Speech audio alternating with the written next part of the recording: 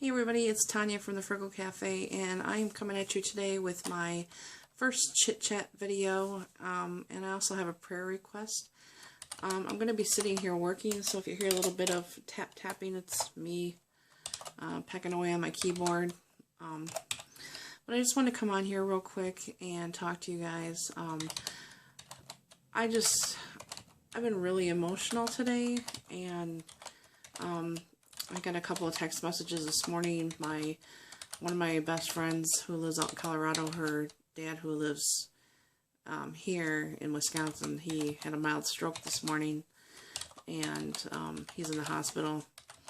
And I have known him since I was in 6th grade, so that's been like almost 30 years. And he's been like a second dad to me. So I was wondering if you guys could possibly, just say a prayer. His name is Mike. Think some positive thoughts for him. He's one of those guys, he's always taking really good care of himself. He's in great shape. It's amazing, so I'm hoping that this is a temporary setback, and, he'll bounce back from it, better than ever. So, but anyways, it's just been kind of crazy around here. My grandson had to come home at 3:30 this morning from his dad's house. There was a lot of bad drama going on over there, and we had to call the cops on him to get him back here. So I didn't go to bed till after 4 o'clock this morning, and then I got up. I was going to get up early, and my husband and I were going to go to the gym. Well, I slept right through both of my alarms. So I didn't get out of bed till after 11, and then I had text messages waiting for me about my friend's dad, whatever. So anyway, well, she told me that she's going to be coming here. She's leaving tomorrow to come here with her son. She has a 15-year-old son.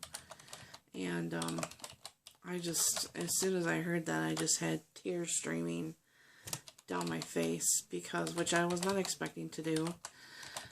And I'm just so excited to see her, because I haven't seen her in 4 years, and I've never gone that long without seeing her, and I think the longest I've gone is maybe a year. And that's when she lived out in Washington State when we were teenagers for a little bit. So I'm really excited, and then my other best friend who lives up north, she's coming down Saturday. She's going to spend the night at my house, and we're all going to hang out for a while. And I don't know, I think I just got so emotional because, it just seems like, and I've told you guys this before, it just seems like everything has been going kind of crappy, around here, and things are just so stressful, and my husband's so stressed out, and, then he's grumpy with me, and and then my grandson's mom is just herself, and trying to deal with the dad, and, and it's just everything. And, I always know they say that God doesn't give you more than what you can handle, but I was honestly really starting to question that lately, because I really thought last week that I couldn't handle anymore. I'm like, when is this gonna give? When I need something positive in my life. I need something good to happen, And things, this week hasn't been too awfully bad up until last night, but it's just, I feel like such a relief that I'm gonna get to see my friends, because I never get to see my friends, hardly ever. The last time I seen my best friend who lives up north was 6 months ago, and that was when we went and saw Def Leppard, and I don't get that girl time. I don't get that away time from my house. I can't just get in my car and drive 200 miles and go see her whenever I want, even though I'd love to. And, it's just, that really takes a toll on you, and sometimes you don't even realize it, I love spending time with my husband and my grandbabies, and, I'm busy. I'm a busy person, but, man, I don't know. I don't even know how to explain it, but I'm over the moon excited. I just can't hardly stand it, and like I just feel like I want to cry again because I'm so happy, you know, that I'm gonna get to see my friends, and I'm it sucks that it's for a bad reason, you know, but at the same time, I mean, I'm not glad. Obviously, he had the stroke, and I wouldn't wish that on anybody, you know. But I can't wait. I don't know how to explain it, you guys. I just don't. So, anyways, so now I'm sitting here. We have to work 10 hours overtime this week. I haven't done any of it. It's Thursday, and I told my husband, I said, I'm gonna try to just sit here and work as much as I can. You know, I have like 23 or 22 hours left to do yet, I think, until, you know, the end of my work week, and it's normally hard for me to sit here anyways and work, but with, you know, watching your guys' YouTube videos while I'm working and listening to your chit-chat videos, it helps me out, and so I thought I would return the favor and, you know, do a chit-chat video with you guys for a minute and stuff. So, but I hope you guys are having a good week. So yeah, I'm just basically going to be sitting here. I'm going to be so tired of sitting here, but, you know, knowing that my friends are coming is a lot of motivation. You know, it's big time motivation for me. So these two girls are my family. They're my sisters. You know, I've known, like I told you, I know my friend Mary since 6th grade, and I've known Jennifer since 4th grade, and we have been through everything together, and I don't know what I'd do without them. So thank God for texting and emails and phone calls, that's for sure. I kind of wish we would have had, you know, the cell phones back in the day. I was just talking to my grandson's mom about that. You know, I said I almost wish for just one day all the cell phone towers would just shut down. I said, just because I know you and everybody in your generation would freak out. You know, I said, you guys don't know how easy you have it. I said, you know, I said, when I was in 6th grade, we didn't have a house phone. We didn't have a car. I didn't have no internet or computer or even a video game system or TV in my room.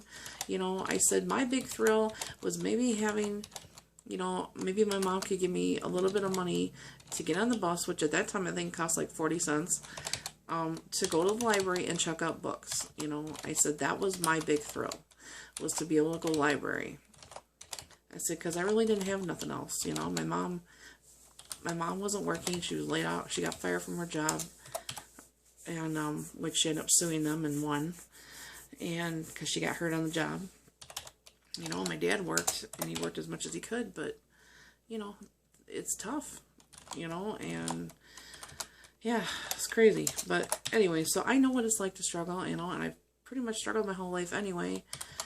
And yeah, so, and I also need to email my advisor for school because I have to reapply for graduation this coming May, since I didn't graduate yet, because I still need to I need to take, not retake, I hope I don't have to retake it, the CLEP exam in order to earn my last 6 credits for school, and I'm really nervous about that too, and I've had all this time to study, but I just really haven't had the time to do it, and I know that sounds stupid, but with everything going on around here, I have not had a whole lot of time to study, and I really hope I pass it on the first try. The one guy I talked to from school said the particular one I'm going to take, which is something about analyzing and interpreting literature, he said there's an 80% pass rate.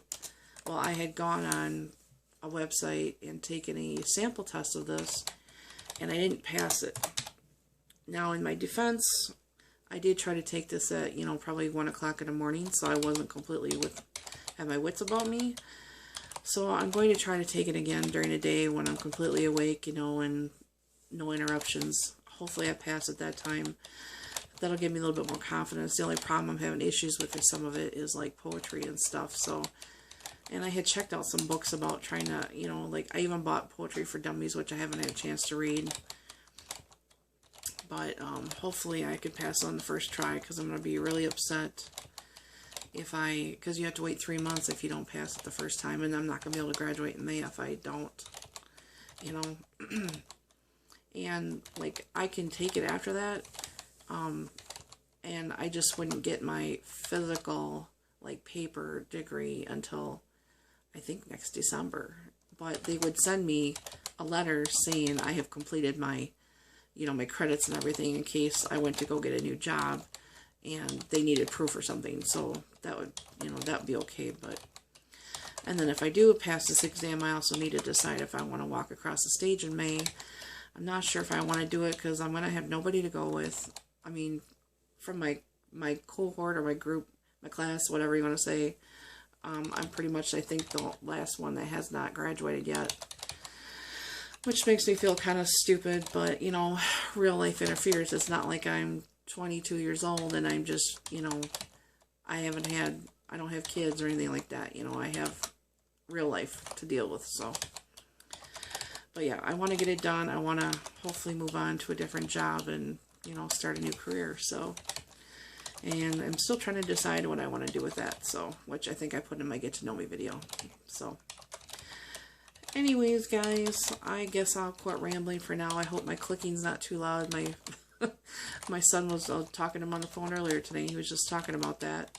He's like, oh, you're clicking so annoying, Mom, because I had him on speakerphone and the phone was on my keyboard. So I said, well, I can't help that. And this is actually nothing. I'm only typing with one hand right now because I'm only doing numbers. And normally it's click, you know, but I didn't want to subject you guys to that. So I hope this is not too obnoxious. So anyways, guys, I'm going to let you go. And I hope you have a good rest of your week. And I hope the next 2 days flies by. I'm a little concerned. My friend is driving straight through from Colorado, and oh my gosh, she used to live in Georgia, and she used to do that drive, which is 18 hours, and I drove to her house once by with my son, and that's a long drive. I told her, I said, you better promise me you're gonna pull over if, you know, you get too tired or whatever. And I know she will, but man, she's gonna be exhausted. So. And then her husband's leaving next Friday for deployment, but he'll be going to Texas for 2 months first, so. And then he's going to be going overseas. Again, this will be like his 5th tour, I think. So, yeah. So, he'll be gone by the time she gets back home next week, so it's kind of sad, you know, but. So, yeah, hopefully he stays safe once he goes overseas and everything else, so. But I'm going to get off of here. It's just about 5 o'clock. I got to go downstairs and see what me and my honey are going to have for dinner. I think we're going to have leftovers. I made grilled chicken, grilled pineapple last night. Oh my gosh, you guys, if you've never had fresh grilled pineapple, you need to make it. It's so good. And, like, I have an indoor grill pan, and that's what I made it on. And, oh, so yummy. And, oh, yum, yum. And it caramelizes a little bit, and it's so good for you. It's, you know, it's healthy. And then I made roasted asparagus, and then I made one of those pouches we got from Dollar Tree, the mashed potatoes, you know, the one I hauled the other day where I said you don't even need to add more butter to it because it's already so flavorful. So yeah, that's what we had for supper last night. So I think we might have that again tonight. I'm not sure.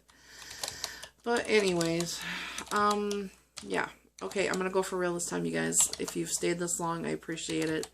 And like I said, if you could send some positive thoughts or prayers from my friend's dad, I would greatly appreciate it. And if you leave me any comments, I will write you back when I have a chance. Okay, guys? Thanks so much for watching once again. And I will talk to y'all real soon. Bye.